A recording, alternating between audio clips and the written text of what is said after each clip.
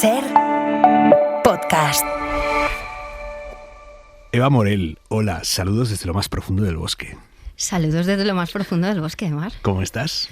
Muy bien, encantadísima de estar aquí, en tu Bienvenida refugio. a Hora 25 a mi cabaña. Sí, señor. Vamos a hablar de cabañas esta noche, ¿te parece? Venga. ¿Qué tipo de filia tienes tú con las cabañas? Ninguna sexual, chunga. Pues mira, tengo una filia rematadamente bonita y tranquila y preciosa y de paz. Me obsesiona muchísimo, me gusta mucho, desde que era muy pequeña. Me da mucha paz, mucha tranquilidad. Acabas de publicar Refugio, una historia de cabañas, con la editorial Debate. Y dices tú ahí que la primera vez que te enamoraste no fue de una persona, sino de una cabaña. Exacto, sí, con 5 o 6 años. Supe muy prontito lo que era el amor del bueno, el amor de verdad. Y me enamoré de una cabaña, además me enamoré de la cabaña que creo que es la más bonita del mundo, que está en Sierra Nevada, que se llama la Cabaña de los Enanitos. Y es una cabaña alpina preciosa que está en una curva cerrada rodeada de árboles y que antiguamente tenía enanitos pequeños, sí, que ya no los tiene porque la gente por lo visto los robaba, entonces la familia los quitó de en medio. Y no paraba, o sea, pegaba la nariz en la ventanilla del coche de mis padres cada vez que subíamos a esquiar.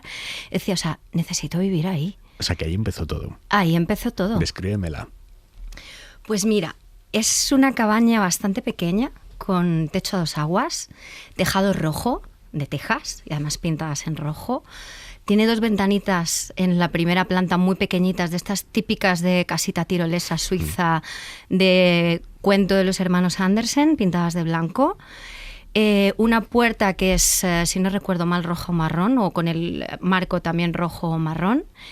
Está en alto, tienes que subir por una escalera, hay una valla que antiguamente era de color verde, ahora está totalmente cubierta de plantas y de maleza, de todo, sí, de maleza, de todo. Está rodeada de árboles, sobre todo de pinos, que son los árboles que hay en la zona allí alta de la sierra, y siempre está cerrada. O sea, yo tengo un debate muy grande, en concreto con Fernando Navarro, sí, porque él es granadino también como yo.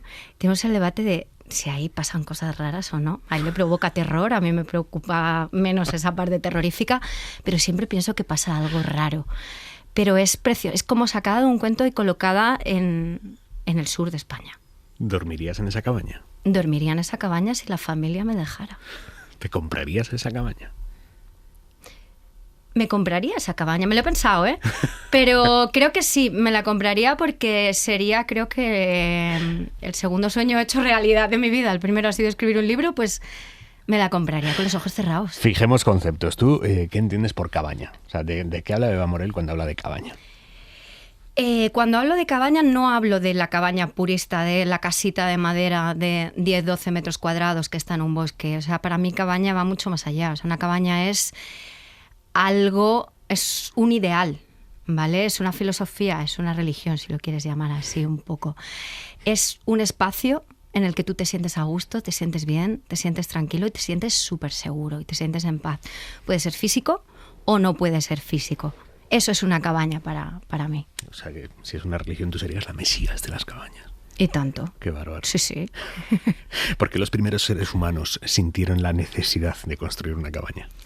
Pues mira, básicamente, aunque rompa toda esta armonía bonita y esta maravilla, porque necesitaban resguardarse de las tormentas y de la lluvia. Hubo un momento en el que se cansaron de las cuevas porque se refugiaban en cuevas y las cuevas no daban abasto para todos. Y entonces descubrieron el fuego, descubrieron la agricultura y descubrieron pues que podían hacer con huesos y trocitos de ramas y de árboles, podían cavar un poco en el suelo, hacerle un techado y estar guarecidos, estar calientes, tener a la familia y que los animales pues no les atacaran, que la lluvia no les cayera encima y que los rayos técnicamente pues no les partieran.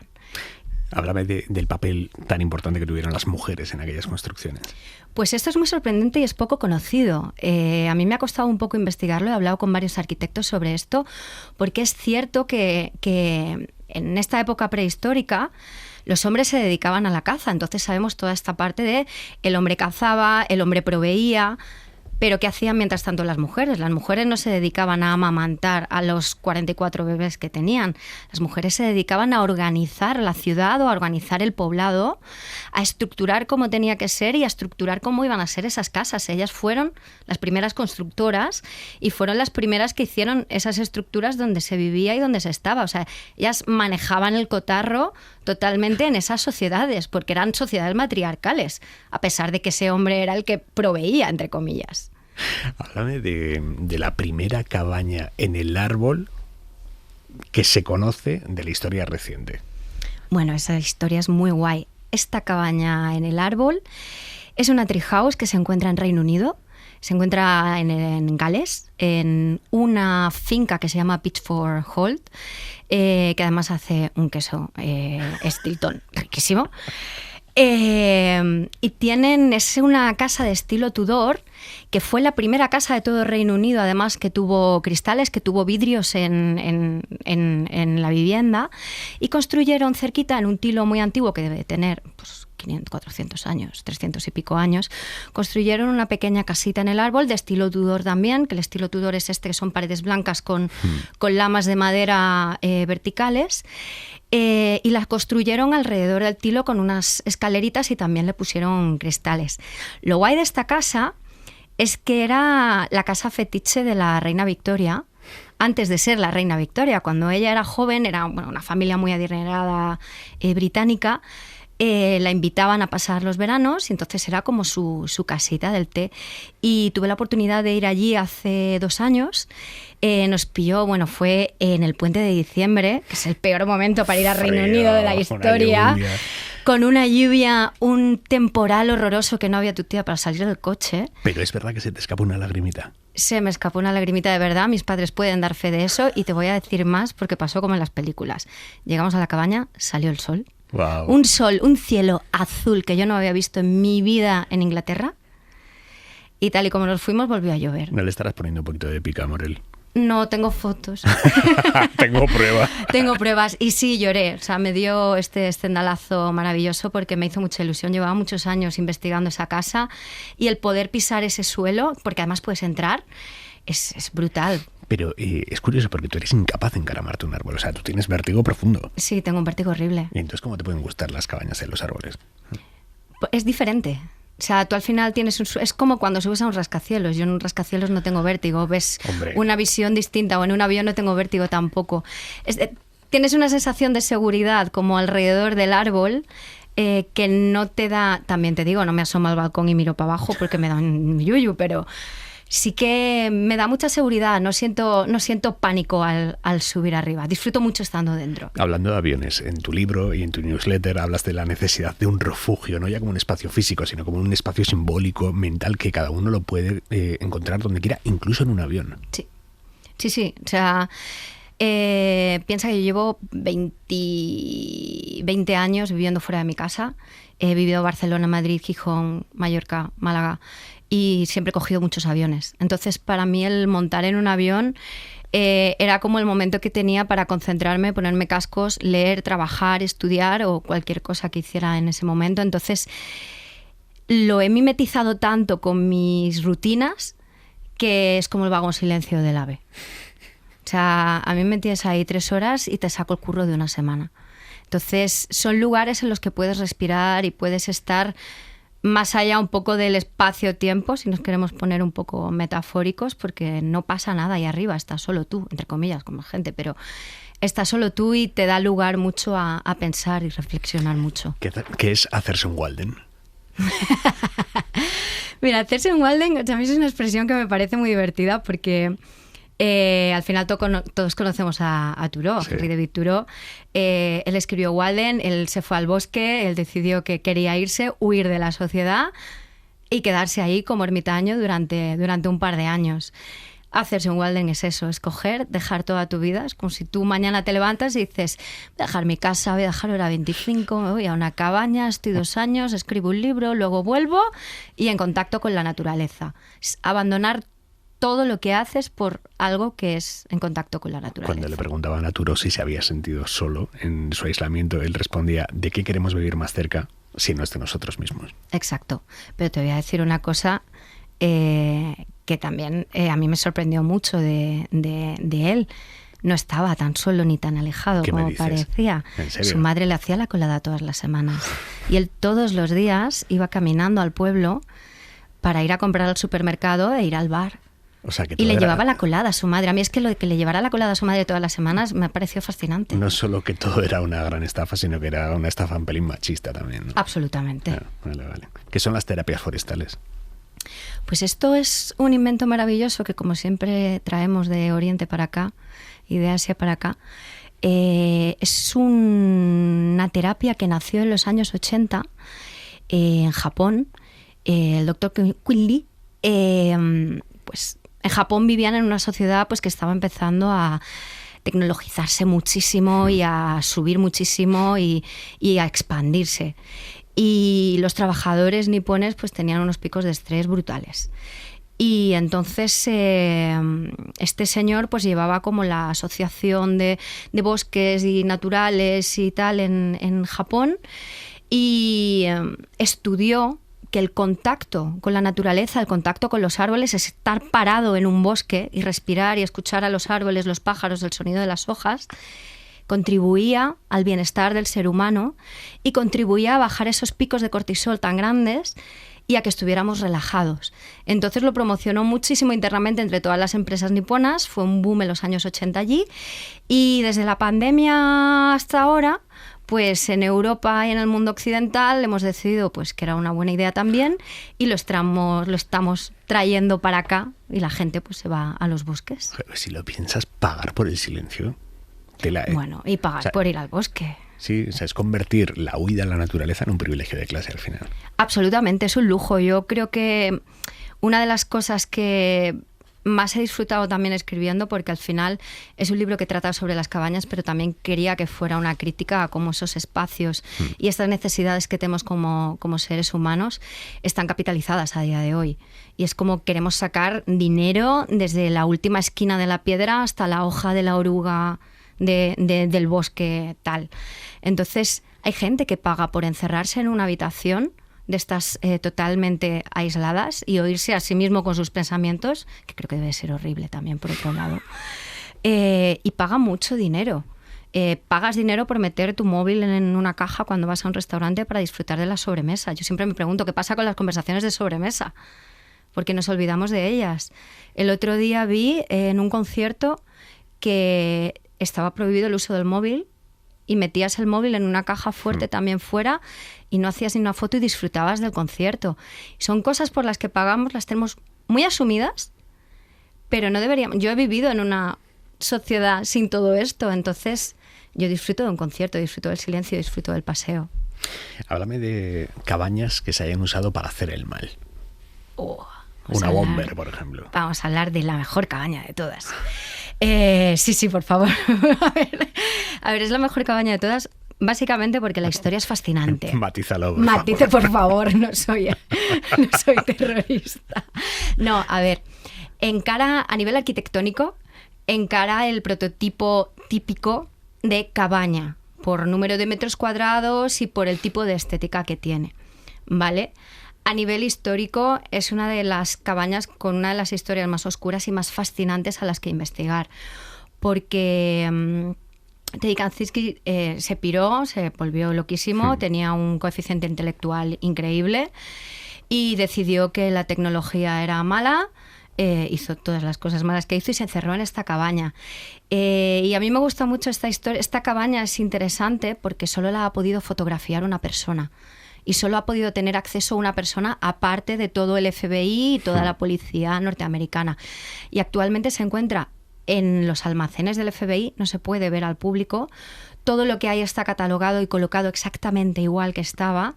Entonces me parece brutal cómo el coger una historia tan oscura y tan negra de Estados Unidos y a nivel mundial de finales de los 90 y darle como ese toque incluso de arte, si dijeras, porque las fotografías están expuestas en el MoMA, algunas de ellas.